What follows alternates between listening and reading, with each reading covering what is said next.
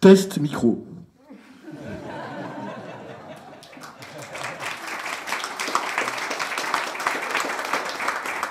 Merci. J'ai une blague. C'est un type, il donne cours d'écriture dans des écoles d'art. Le type donne ses cours d'écriture, donc, mais en fait, pour lui, dans sa tête, c'est une blague. Il se dit, je vais jouer au prof, mais pour la blague. Car en fait, c'est beaucoup plus drôle de faire la révolution. La révolution, d'abord, du concept de révolution, puis du concept de vie. Donner cours d'écriture, pense-t-il, c'est faire tendre l'écriture vers le noyau dur du vivant. C'est révolutionner autour du noyau dur du vivant. Et donc c'est, en résumé, c'est faire la révolution bio-hardcore. Bio, la vie, hardcore, le noyau dur. Il donne des cours, il cause avec ses étudiants, et tous ensemble, ils se disent, il y a toujours de l'ambiance sur Terre. La vie est la blague que la planète a trouvée pour être drôle. L'évidence que la planète tourne est une blague à répétition. Une blague qui dure à la fois 24 heures et 365 jours, mais qui est toujours aussi fun, aussi drôle, aussi imprévisible, paradoxalement. L'évidence, c'est que c'est en tournant doublement que la planète fout une bonne ambiance. Vraiment, si elle ne tournait pas doublement, il y aurait beaucoup moins d'ambiance. Et là, ils sont tous d'accord dans le cours pour dire que personnellement, eux, ils n'aimeraient vraiment pas trop vivre sous le dos d'une planète qui ne ferait pas son job de tourner dans l'univers. Ils ont tous tendance à croire qu'ils se feraient grave chier. Ils ont cette intuition-là, dans un endroit de leur cerveau, ils ne savent pas pourquoi. Ah si, je sais pourquoi, dit l'un d'entre eux, c'est parce qu'on croit aux blagues, au potentiel révolutionnaire des blagues. Une blague est structurellement un retournement de situation, et ce retournement, donc cette révolution, est certainement la lointaine descendante de la mère de toutes les révolutions, qui est la double révolution de la planète autour de son axe et autour du Soleil. Le premier progrès, le progrès inéluctable, c'est la promenade d'1 an de la grosse masse terrestre à travers l'univers. La Terre progresse et révolutionne, et c'est ça qui est marrant. C'est ça qui est marrant pour celui qui glande suffisamment que pour s'en apercevoir. Le glandeur juste est le glandeur qui surfe sur la révolution terrestre en sachant bien que ce progrès-là, on ne l'arrête pas. La juste glande, c'est arriver à exister juste dans l'axe du progrès planétaire cosmique inéluctable et évident. C'est l'évidence logique du vivant. Tout ce qui est vivant s'articule à ce progrès que l'on n'arrête pas, même cet étonnant produit de la nature qu'est le progrès technoscientifique. Le noyau dur du vivant est donc révolutionnaire et progressiste. Bonne nouvelle, il ne reste plus qu'à plier les enjeux de la carapace technoscientifique à l'évidence de la juste glande bio-hardcore et le tour est joué. Alors maintenant, dans la blague, c'était le chapitre 1 de la blague, ce chapitre 1 va se terminer par un contrepoint qui est proposé, c'est un contrepoint technoscientifique qui a pour titre Labrador, Or and Android, par Lucas Lejeune, qui est étudiant à l'ERG à Bruxelles.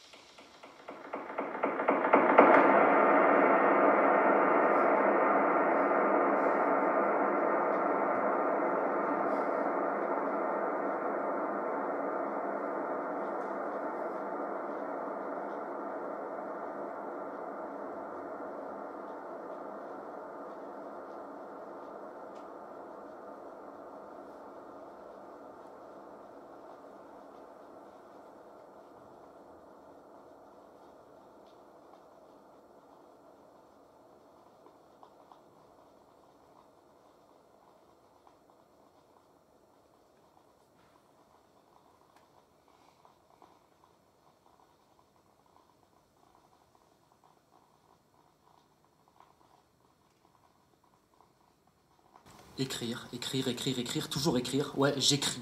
Moi, j'écris, j'écris. Ça, par exemple, ça là, je l'ai écrit.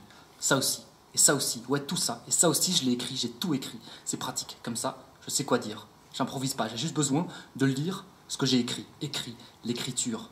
L'écriture, c'est top. Bon, en fait, c'est pas vrai. J'écris pas, jamais. J'aime pas écrire. C'est pas mon truc, ça l'a jamais été et ça le sera jamais. Même ça là, je l'ai pas écrit. Ça non plus en fait. J'écris rien, j'écris jamais, rien du tout. Même ça là, je l'ai pas écrit non plus, je l'ai pas écrit du tout. Non, je l'ai pas écrit, je l'ai tapé. Ouais, je l'ai tapé, tapé. Comme ça, tape, je l'ai tapé quoi, tapé au clavier, à l'ordi, à la machine. Ouais, à la machine. Je l'ai tapé à la machine, un ordi. C'est une machine. Une sacrée machine d'ailleurs, presque sacrée. Une machine à écrire, une machine à pas écrire. Je l'ai tapé à la machine à écrire et à pas écrire. Ça aussi, ça là, je l'ai tapé. Ouais, tapé. C'est beaucoup mieux, l'écriture. C'est nul. Écrire, c'est bidon, c'est pourri, moisi. Taper, par contre, taper, c'est top, tip top. Tape, tape, tape. Je frappe les lettres au lieu de les écrire. C'est pas la même chose. Ça a rien à voir. Ça a même pas un seul rapport. Pas le moindre rapport. Il n'y a strictement aucun rapport entre taper et écrire. Écrire.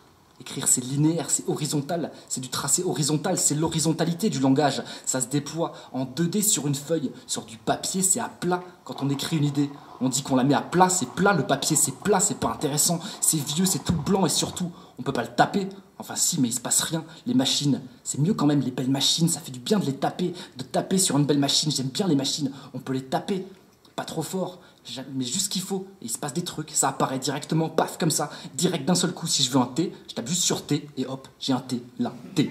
D'une seule tape, une bonne petite tape, faut la sentir quand même, sinon c'est nul. Faut taper un peu plus fort, un tout petit peu. Taper, c'est bien mieux, c'est pas horizontal, c'est des tapes, des coups, des petits coups sur des petits carrés sur l'alphabet. C'est pas des lignes, c'est des points en fait, il pleut des points. Ligne versus point, entre le point et la ligne. Y a pas photo quand même.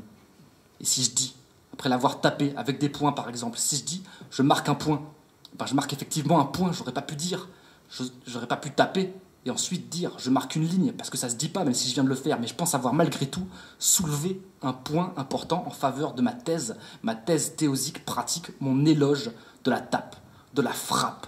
Ouais, j'ose le dire, j'en fais l'éloge de la frappe, je fais l'éloge de la frappe, c'est de la frappe, ouais c'en est, c'est la frappe, et je nique, ouais je nique, et je diffame l'écriture, je l'insulte, la bonne vieille écriture, le bon vieux papier, bien blanc, bien lisse, les feuilles blanches, les petits carnets, ça me fait pitié les carnets, moi je veux taper, frapper, cogner, boxer, tabasser, fracasser, je veux coller des pains, des pêches, des pignons, des patates, des pépites, tape, ça tape bien, c'est plus puissant, ça pète, c'est précis, ça pulse, il pleut des points, c'est puéril et pulsionnel, c'est du spasme, c'est une pratique spasmodactylographique, c'est pas pourri, c'est parfait, c'est un peu violent, en mode percussif, c'est de la prose qui tape, plastique et palpitante, alors qu'une plume, une jolie plume à l'ancienne, une plume c'est un porte-clés USB.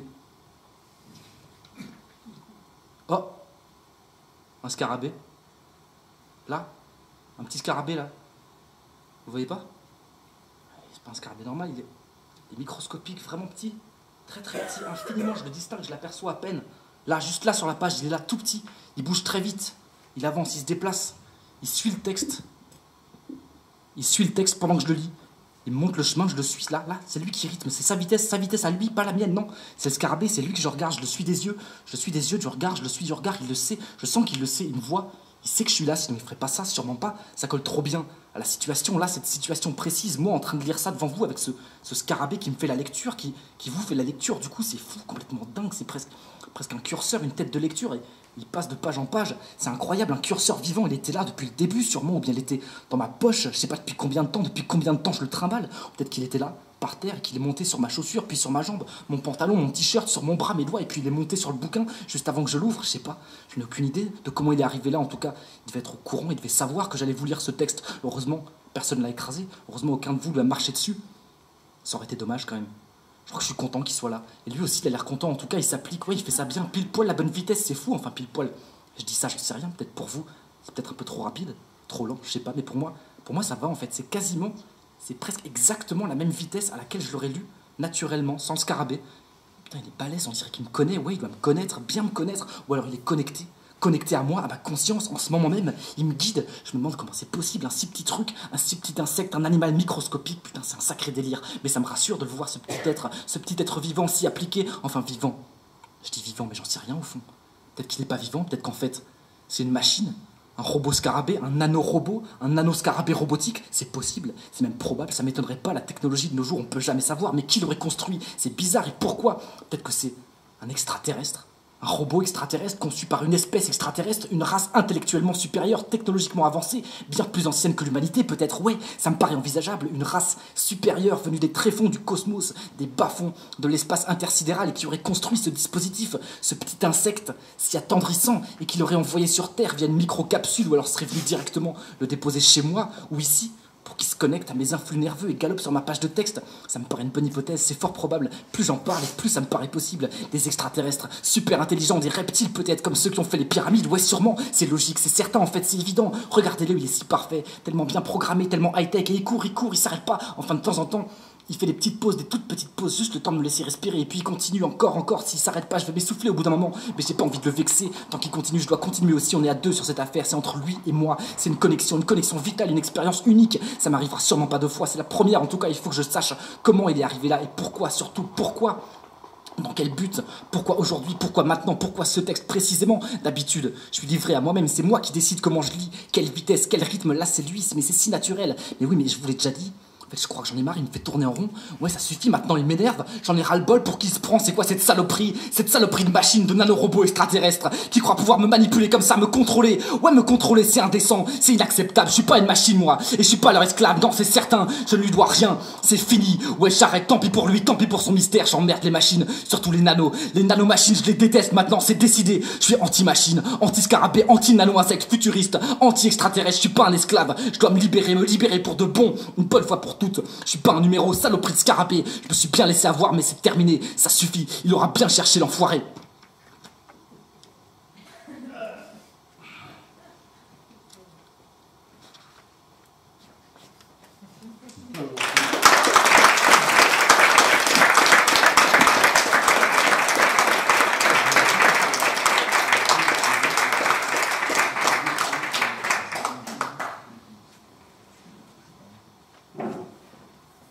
Voilà, c'était donc le chapitre 1 de la blague.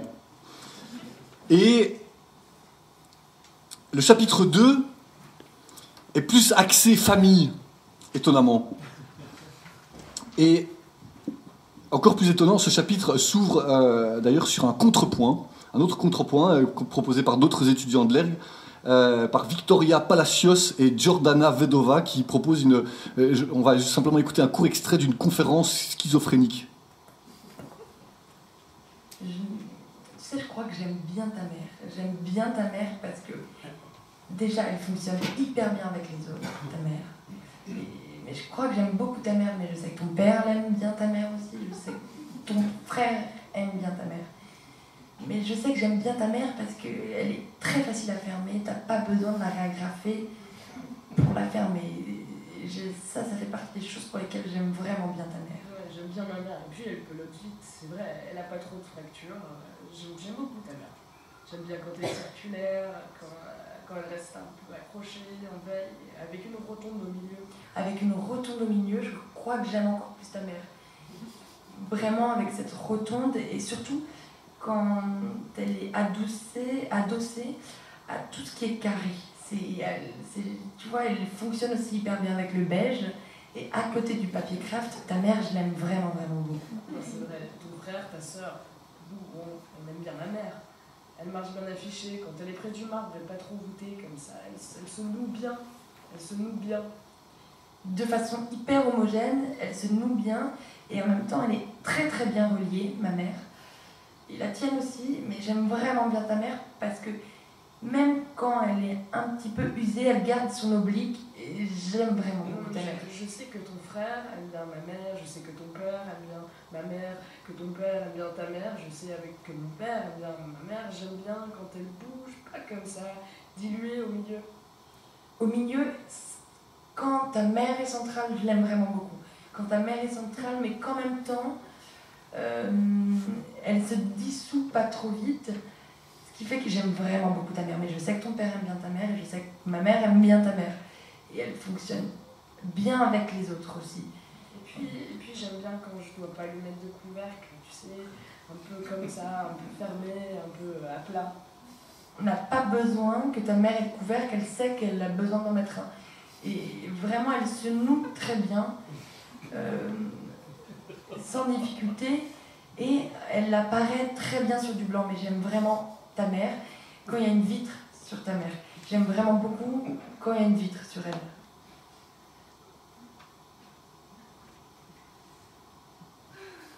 Voilà. C'était un court extrait, après il y a le père aussi, bien sûr.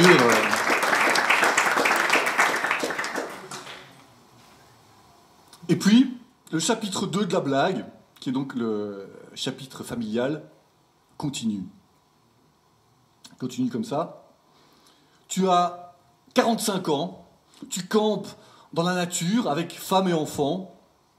C'est l'été, calme plat.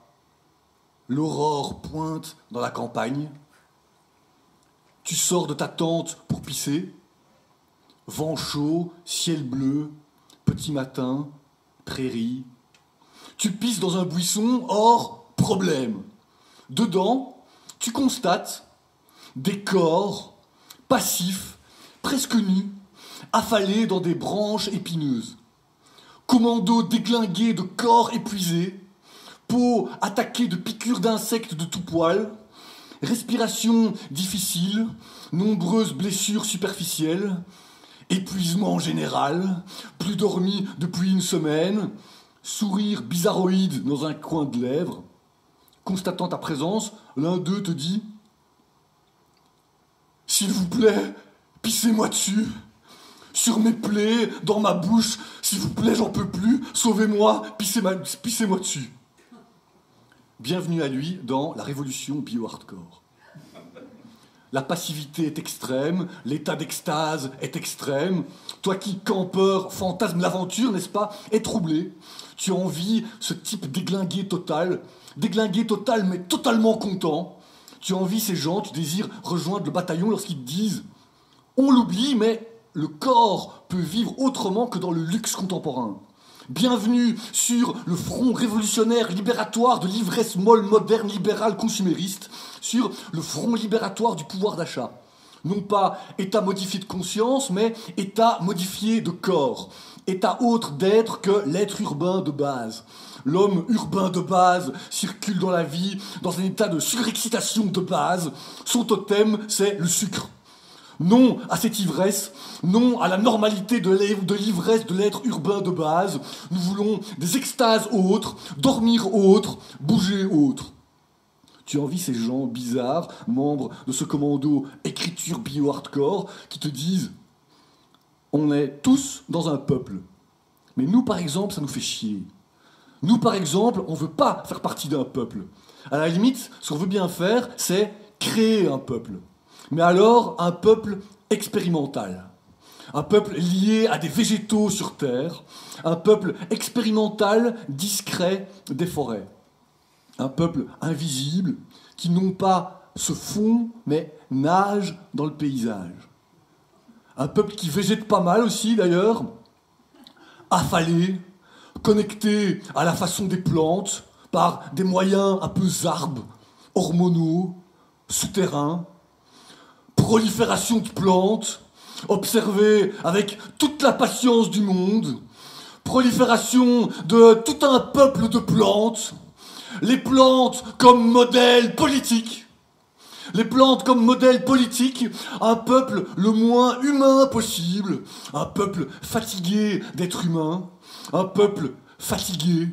Un peuple fatigué d'être techniquement intelligent. Un peuple qui développe des stratégies intenses de passivité. Un peuple sur lequel on ne compte pas. Un peuple alangui. Un peuple du degré zéro de l'énergie vitale. Un peuple désolé, presque pierre mais néanmoins végétal. Un peuple végétal qui tend à devenir pierre. Une population qui ne rigole pas. Couché, jamais debout, en désaccord avec ses organes, en désaccord avec la dictature de son système de digestion. Alors, dans le chapitre 3, on retrouve le type de la blague qui spécule maintenant à propos de l'argent. À propos de l'argent, de la pauvreté et de leur rapport avec l'écriture et avec la vie. Alors il réfléchit, il dit on vit tous dans l'argent. Moi par exemple, ça me pose problème. C'est complètement naïf, mais je voudrais être en dehors de l'argent. Je veux être dans l'écriture, hors de l'argent. C'est naïf, mais c'est lié. L'argent et l'écriture sont sans doute liés dès l'origine. L'origine de l'écriture, donc dans les cités-États de Sumer, c'est lister des choses à stocker et à échanger. L'origine de l'argent, c'est matérialiser des rapports, des relations, des échanges. C'est naïf, mais si on écrivait des rapports autres, libidinalement autres, le rapport à l'argent comme le rapport à l'écriture, écriture au sens large, très large, au sens de fiction, et fiction au sens très large, mégalomaniaquement large de fabrication de vie. Donc le rapport à l'argent comme le rapport à l'écriture donc, passe par un rapport au fantasme. L'argent et l'écriture sculptent du fantasme, de la fiction libidinale. Pour être hors de l'argent, si on sculptait une intensité de vie dont la fiction serait autre que le pouvoir d'achat, demande le type à ses étudiants. En dehors de l'argent, sculptons de l'écriture forme de vie qui ferait exploser les concepts de pauvreté et de richesse. Le pouvoir d'achat est un fantasme pas drôle. Les concepts de pauvreté et de richesse s'inscrivent dans le paradigme malade de l'argent, dans la mauvaise fiction du paradigme malade de l'argent.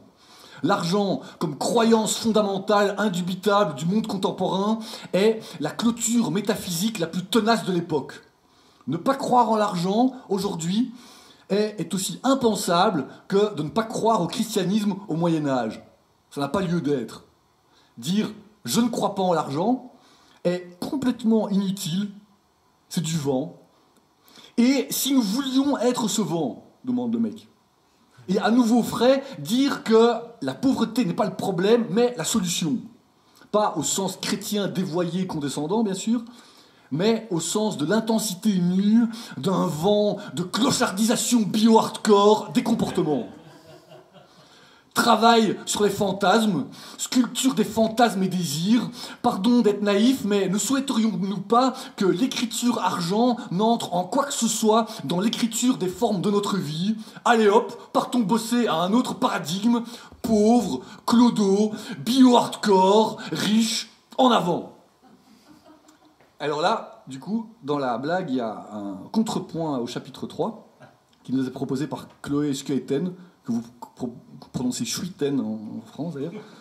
Et Chloé qui a écrit un mémoire sur la question du carnaval. Et alors, en écrivant son mémoire, elle s'est dit je vais proposer un carnaval pour le monde contemporain. Et finalement, on s'est dit, Chloé, ton carnaval pour le monde contemporain, on va pas juste l'écrire, on va le faire en vrai. Et donc, on a travaillé à ça pendant toute l'année passée. On a fabriqué, on a réalisé le carnaval que Chloé a proposé. Donc, il y a eu, je sais pas, une centaine, 100, 200 personnes qui ont réalisé donc un carnaval dans la forêt en Belgique au mois de mars de l'année passée. Et il y a pas mal de monde qui sont cachés ici dans la foule, dans la salle en tout cas, pas la foule, mais qui ont participé à ce carnaval d'ailleurs. Voilà.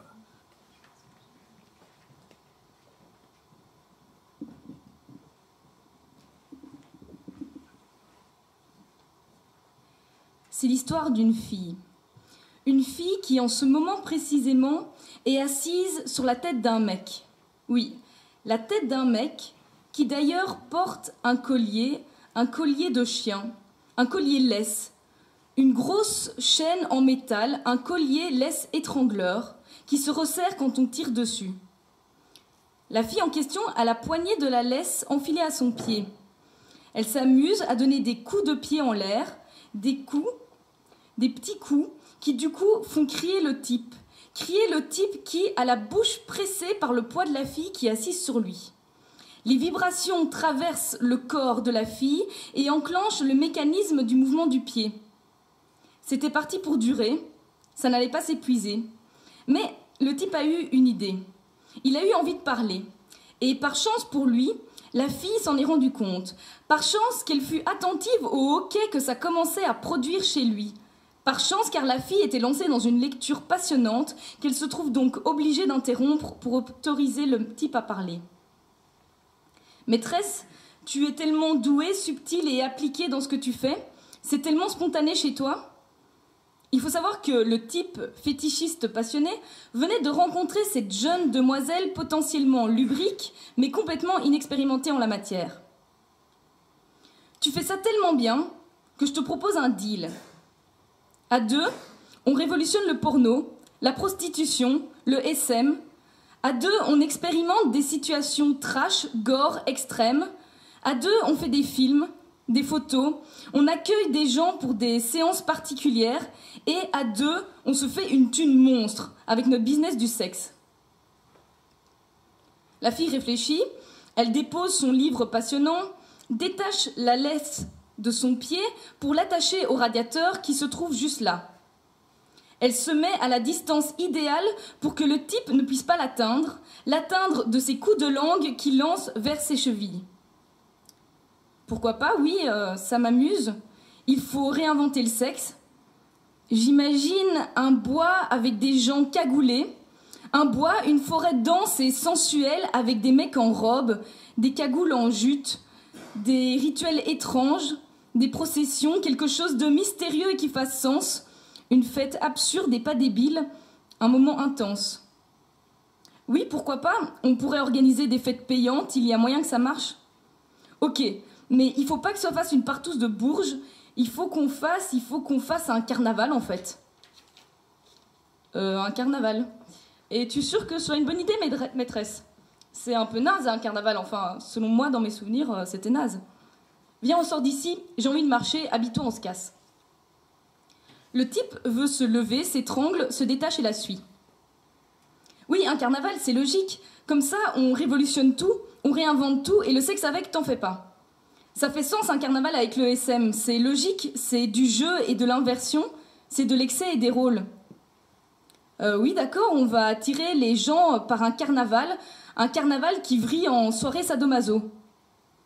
Un carnaval qui vrille, c'est pas mal. Un carnaval qui dérape, un vrai carnaval, quoi. Quelque chose qui nous échappe, un déluge. La fille monte sur le dos du type. Le type qui porte sa laisse chaîne métallique en guise de cravate. Cette chaîne se balance quand il marche et lui frappe le bide nu qui rougit donc. La fille monte sur les épaules du type, met ses jambes habillées de bas en latex autour de la tête du type. Le type est heureux. La fille continue.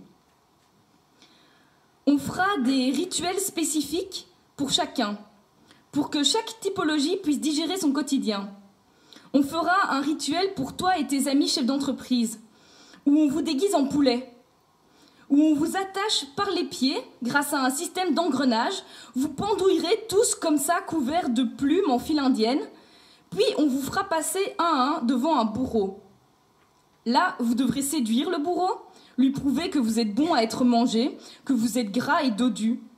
Quand il sera convaincu, il vous le tranchera les liens des pieds et vous tomberez au sol. Oh, tu pourrais être mon bourreau, maîtresse? Puis on vous accompagnera, on vous encadrera comme des bergers dans une parade de poulets. Ça me semble une belle inversion pour les chefs d'entreprise. C'est merveilleux, maîtresse. Dis, c'est pas un peu ridicule quand je t'appelle maîtresse comme ça? Si, carrément, j'osais pas te le dire, c'est vraiment bidon. Faut trouver autre chose. On n'a qu'à réinventer les codes du BDSM dans notre lancée. À fond. On va développer un SM des forêts, brut et total. Tout le folklore du SM, moi, personnellement, ça me fait chier. D'ailleurs, je peux enlever ces bas, je transpire à fond dedans, c'est trop chaud, ces trucs. Vas-y, balance-les, ils m'ont coûté une fortune, mais je m'en fous. Avec ce SM des forêts, on n'aura plus besoin de thunes. Tant mieux, la thune, je la vomis. Ça m'arrange si on s'en débarrasse.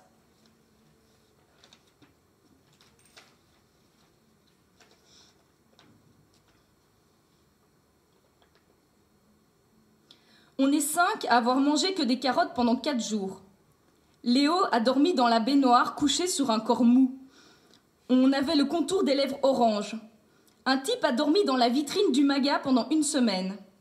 Ils ont fait une grotte molle en ballon de baudruche. Maria a déraciné des bitonniaux pour faire entrer sa voiture en forêt. Un type et ses potes se sont perdus en suivant un cours d'eau pendant 5 heures. Ils nous ont jamais retrouvés. Le maga, c'est la galerie où on fait les préparatifs du carnaval. On a bombé des intérieurs de jupes en fluo, mais ça n'a pas marché. On a vécu à 30 au MAGA, mais les nuits, on était plutôt 3, voire 4. Un type est passé me lire sa thèse de mathématiques sur la sexualité, puis il est reparti, et c'est la seule fois que je l'ai vu. J'ai dessiné des gens à poil sur le torse de mon prof de dessin. On a fait du serpent pour 100 personnes. On aurait dû faire une parade en ville. La débaptisation, c'était naze. L'idée, c'était de faire une fête sans alcool ni défonce. Les pains fourrés étaient en forme de sexe. Le bidon d'essence du groupe électrogène a été égaré quelque part entre la bagnole et la forêt. Le groupe de doom metal était assez mauvais que pour être très bien. Stéphane voulait se mettre de la mousse verte sur le corps nu et déambuler dans le MAGA, mais finalement il n'a pas osé. Certains n'ont pas réussi à prendre possession des lieux. Un type est retourné de nuit voir ce qui restait comme trace du carnaval et il s'est perdu et il a vécu une expérience mystique seul. Les voisins m'ont envoyé des SMS pour me dire de me taire. On est devenus accros à la noix de cola. On a essayé d'être discret dans le tram malgré le fait d'être tous déguisés. On a recopié des faux billets à l'aquarelle pour tuer le pouvoir mou. La hutte de sudation était froide mais belle. On voulait recouvrir les chemins de farine. Le plus beau moment, c'est quand le soleil s'est levé sur notre bordel destroy en forêt. On a inventé des stupéfiants de substitution.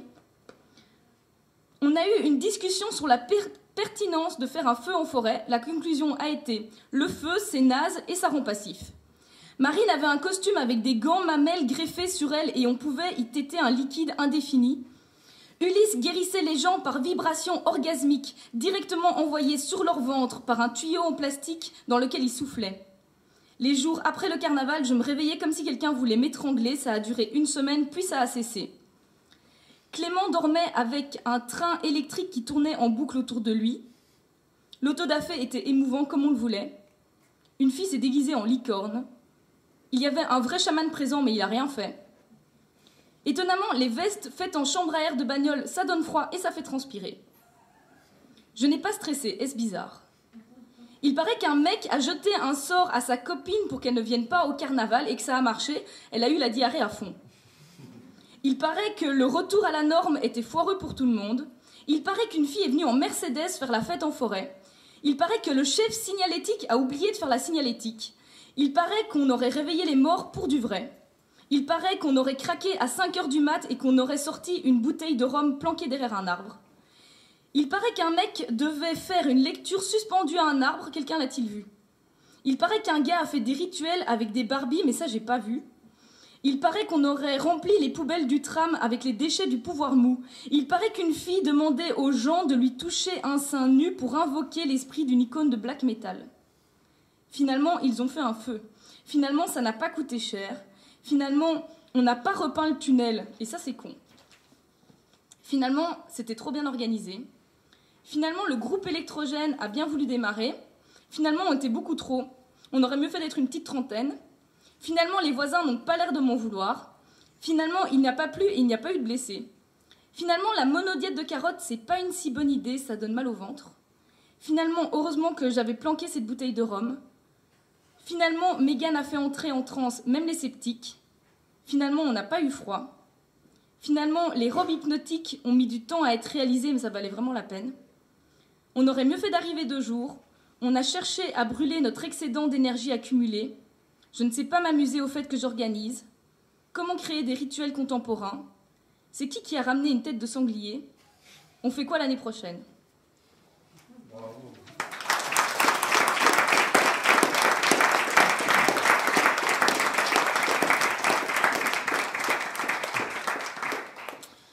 Ceci marque la fin du chapitre 3. Et donc le dernier chapitre, c'est le chapitre 4.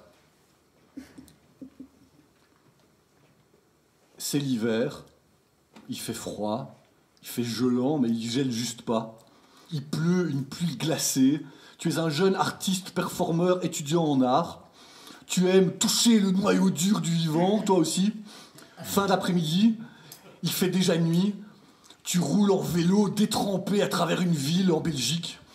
Tu te pointes dans un supermarché, le sang bien chauffé par tes efforts, tu défonces les étalages sans faire exprès, prêt à te battre à la moindre occasion, prêt à mourir, rien à foutre. Oui, car tu te vois plutôt en connexion avec la nuit, le vent, la pluie battante, le froid, qu'avec ces humains à la con qui sont humanistes et discutent bagnole, religion, politique, bouffe. Tu te pointes dans un supermarché, le sang bien chaud, bien chauffé, ça se passe mal. Quand on voit ta tronche, à la fois on a la trouille et on a envie de se marrer. C'est très bizarre, mais véridique. Par exemple, la femme à la caisse a cette impression, un réflexe de méfiance et simultanément un truc qui lui monte du ventre, qui lui donne super envie de se marrer. D'autant qu'à la caisse, tu lâches une phrase, mais alors là, super drôle, qui l'a fait éclater de rire. Il s'agit d'une question. Tu questionnes la caissière à propos d'un des produits à acheter. Or, ta question est tellement drôle qu'elle a du mal à appeler le responsable du rayon au micro. Elle hésite, elle se méfie d'elle-même, elle se dit « Oh purée, c'est pas vrai, je vais sûrement éclater de rire si je relaye cette question via le micro au responsable de rayon. » Elle t'avoue son embarras.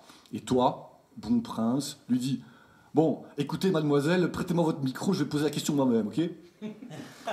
La femme est ok, elle te tend le micro. La tronche que tu tires est super marrante, à péter de rire. La fille rit. Tu poses ta question à travers tout le magasin au responsable rayon. Et ça continue dans le registre du poilant, car tout en passant ton annonce, tu te marres, toi aussi. Le rire devient contagieux. Alors là, quelque chose bascule, car tu fais trembler ton annonce aux vibrations de ton rire. Un son mégalo sort des haut-parleurs. Une annonce complètement drôle, rien que dans son contenu, couplée à des vibrations sonores induites par un rire extatique. Tu te mets en posture de cavale, tu cavales sur ton son, tu cavales et avances sur du son de bois, du son bien rond, bien cambré. Tu sculptes des seins dans ton son, oui, des seins, des organes en tout genre, des corps, des flux de corps, des os, des tendons, broum broum, tu carbures sur la carpette vibrée de tes sons cons, tes sons bien cons, tu te postures en cavale là-dessus, tu cavales comme ça dans la pampa, oui, la pampa de la viande, oui, t'as des arbres mais avec de la viande, le monde pour toi montre sa viande, tu cavales sur la viande du monde, à dos de tes sons bien ronds, bien cons, bien avec la patate des sons qui ont la patate, la banane, avec tes sons, tu fais dans l'obscène, abstrait et dénué de sens, tu ne vois plus que des articulations partout, c'est très émouvant, somme toute, très émouvant, sensuel et gracieux, comme tout cool, n'est-ce pas, comme tout cool. Résultat des courses, tout le monde, le tout monte en crescendo sonore et vibrant, et la clientèle se met à se poiler à son tour. Ça devient vraiment fun dans le magasin. Fun et limite dangereux, car des pots en verre pètent à cause des fréquences de ton son. Tu dis à la caissière, viens, on se casse. Hop, vous partez tous les deux sur ton vélo dans l'obscurité, direction la forêt. Bienvenue à elle dans la révolution bio-hardcore.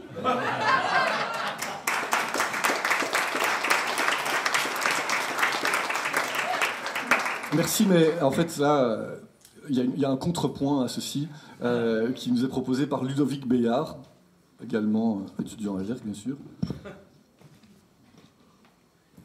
Poster de femme à poil dans un tracteur. La campagne est déserte. L'aube, la terre fraîche, la rosée, le chant du cygne, le brouillard dense, les gouttes perlent, Pirelli, janvier ou peut-être juin. Après tout, on ne sait plus combien de temps cette image de nymphe saillante trône dans le cabine, l'établi, l'atelier, le fond du garage, vous m'avez compris, dans la blondeur et la fraîcheur de cette campagne.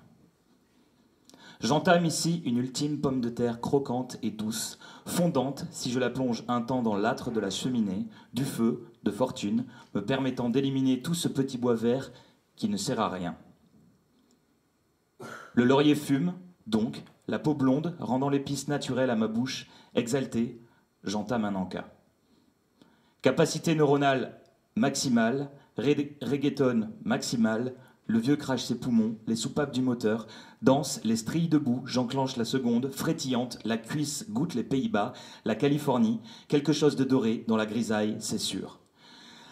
La queue normande chasse les mouches, secoue le temps. Nous sommes au point zéro, à l'arrêt net, dans le flottement, le plus concret, la peine perceptible, le son se répète, encore et encore.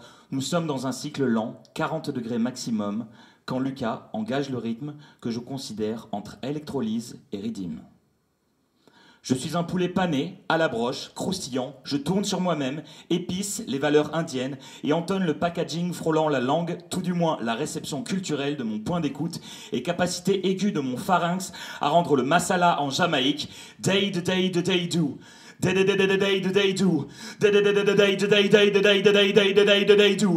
Day do. Day do. Calmement. T'entends pas ou quoi? Day do. Calmement.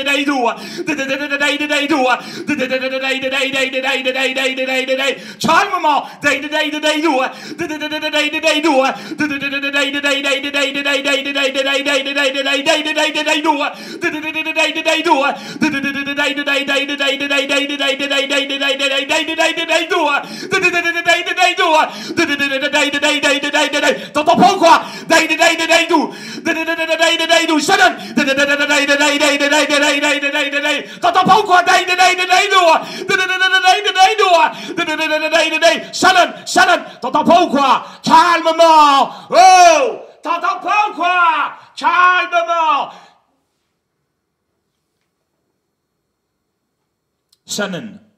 Liberté absolue de me croire arménien. J'entame ce que j'estime satisfaire mon palais et exporter mes molaires dans la douceur absolue, lait d'amande. Shannon inaram, Shannon. La chaleur tournante encore sur moi-même, regard bovin, batterie électronique. Le pole dance s'illumine, décoction matinale, réverbération. Autour d'un cours d'eau, nous sommes 5 ou 6 au plus, célébrant Dame Nature, perlant d'ivresse, de strass, de pigments, de paillettes, frottant nos gueules pour redevenir calcaire. Je sursaute et m'essouffle, mais ne suffoque pas. Ce n'est pas mon dernier mot, cela ne ressemble pas à une complainte, c'est un cycle, un croisement, un croissement, une température. J'entonne le râle du vent, sur le plexi du tracteur au vent, le noir s'embleut, la grisaille s'annonce, un nouvel instant, quand mes phares sont à peine perceptibles. Comme ce papier glacé, bientôt jaunâtre, mais qui ne perd rien de sa fougue, sa vigueur, sa vivacité. Dans son élan, l'érotisme n'est pas mort. J'ouvre un river orange et m'éclipse vers l'épicentre de ma salive, s'estompe mon estomac, se rétracte. Il est 15 heures. Banane, fleur, nez cassé, on ne sait plus trop dans quelles circonstances le cartilage est mou, mon corps est un temple. On se souviendra du soleil de Palerme, on s'équipera tous d'un gilet pour s'éclipser le moment prévu du paquebot. Le gymnase me manque, les odeurs, les shorts, les lacets, l'espoir du match du samedi, l'affront des kids entre eux, éclipse, j'avance à reculons, pizza, fun, grillade, buns, le voisinage est principalement insupportable avant tout. La mélodie bourdonne, equalizer en V, la tête comme un récif, friable, lentement. Anthony secoue sa tête, il frotte son pantalon et recommence à considérer le moindre détail.